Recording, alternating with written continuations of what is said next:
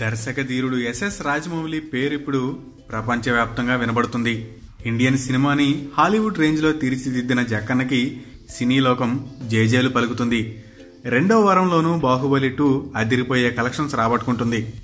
గత 5 ఏళ్లుగా బాహుబలికి అంకితం అయిపోయిన జక్కన్న ప్రస్తుతం తన ఫ్యామిలీతో భూటాన్ ట్రిప్లో ఉన్నాడు. మాతో సినిమా చేయి అంటూ జక్కన్నకి కొంతమంది నిర్మాతలు భారీ ఆఫర్స్ ఇస్తున్నారట.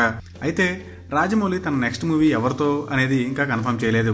కానీ ఫ్యూచర్లో మహేష్ బాబుతో సినిమా ఉంటుందని, ఆ ప్రాజెక్టుకి నిర్మాత కూడా రెడీగా ఉన్నాడని తెలుస్తుంది.